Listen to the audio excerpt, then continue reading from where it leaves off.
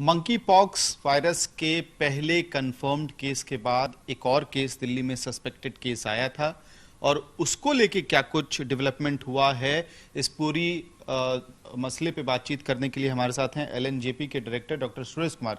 Sir, पहला case आपके यहाँ आया, दूसरा जो सस्पेक्टेड केस था वो भी आपके ही यहाँ पे आया, उसके बारे में क्या अपडेट है? ये जो दूसरा केस हमारे पास आया वो 2 दिन पहले हमारे यहाँ एडमिट हुआ था as a suspected monkeypox virus case, जिसको कि सारी टीम ने, हमारी जो डर्मेटोलॉजी हैं, इन्फेक्शियस कंट्रोल यूनिट के जो एक्सपर्ट्स हैं और फिजिशियन ने देखा और सैंपल हमने भेजा। उसके बाद उसको शुरू में हमें लग रहा था कि ये क्लासिकल केस नहीं है, इसको दूसरी स्किन डिजीज हो सकती है, पर फिर भी क्योंकि वो सस्पेक्ट कैटेगरी में था इसलिए उसको हमने आइसोलेट किया और उसका सैंपल भेजा एज पर स्टैंडर्ड प्रोटोकॉल, और उसकी रिपोर्ट हमारे पास लेट नाइट आई और वो नेगेटिव आई। एनआईवी पुणे से जो रिपोर्ट आई है उसमें मंकी पॉक्स की पुष्टि नहीं हुई, यानी कि हाँ पीसीआर टेस्ट उसका नेगेटिव था। जी तो ये सवाल भी है सर, क्या ये दूसरा सस्पेक्टेड केस जो था, जो अब नेगेटिव हो गया, क्या ये कांटेक्ट पर्सन था पहले पेशेंट का या इसकी हिस्ट्री बिल्कुल अलग है? इसका हिस्ट्री अलग था।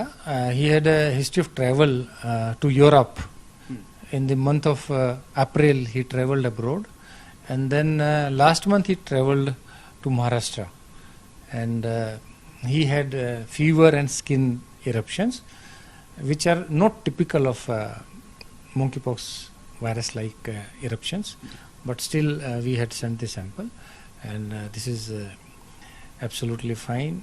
Patient is negative for monkeypox virus, and we have discharged also patient today. We have discharged आज डिस्चार्ज कर दिया। पहले पेशेंट की क्या हालात हैं सर अभी? पहला पेशेंट अभी रिकवर हो रहा है, उसके वाइटल पैरामीटर्स ठीक हैं, फीवर ठीक हो गया है उसका, और जो स्किन के लीजन हैं वो भी अब ठीक हो रहे हैं, और धीरे धीरे हम आशा करते हैं कि वो शीघ्र ही स्वस्थ हो जाएगा। सर, एक बड़ी तस्वीर की अगर हम लोग बात करें, क्योंकि अभी हम लोग कोरोना की मार से बाहर निकले ही हैं और वो डर अभी भी है, क्योंकि कभी केस बढ़ते हैं कभी कम होते हैं।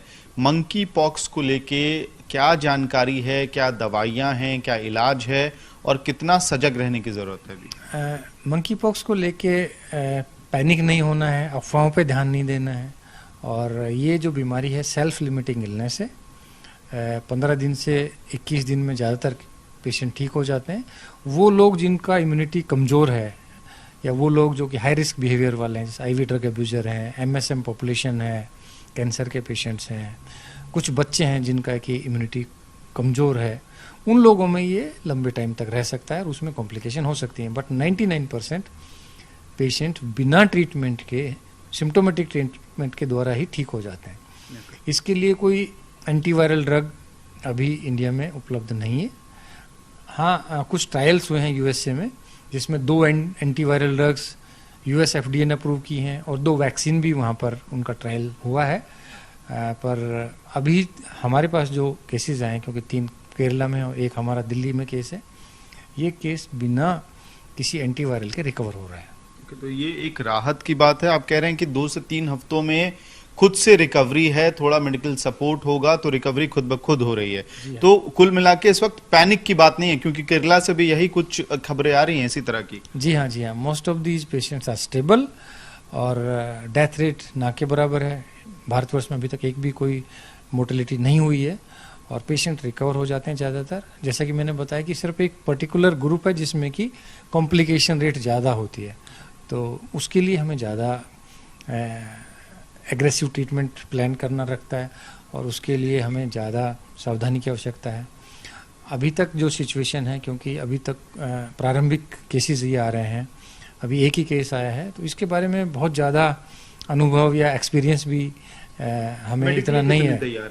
Medically we are fully prepared. Government of Delhi has given us direction that we must be fully prepared even if cases कम है, पर फिर भी हमें पूरी तैयारी रखनी है। हमें 20 डॉक्टरों का, नर्सिस का एक टीम बनाया है, अलग से एक इन्फेक्शियस कंट्रोल यूनिट है और अलग से आइसोलेशन वार्ड है, अलग से ट्रीटमेंट की फैसिलिटी है, और सारे जो टेस्ट हैं, ट्रांसपोर्ट है, एम्बुलेंस ट्रांसफ़र है, और कैसे सैंपल को ट्रांसपोर्ट करेंगे एनआईवी पुणे में, वो सारे प्रोटोकॉल भारत सरकार के WHO का जो गाइडलाइंस है वो हम फॉलो कर रहे हैं।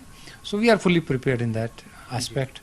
कोई भी केस आता है या केसेस बढ़ते हैं तो हमारे पास अभी हमने 10 बेड किए हुए हैं कि पहले हमारे पास 6 बेड थे मंकी पॉक्स के, अभी हमने बढ़ा करके 10 बेड का एक अलग से आइसोलेशन और ट्रीटमेंट सेंटर बनाया है।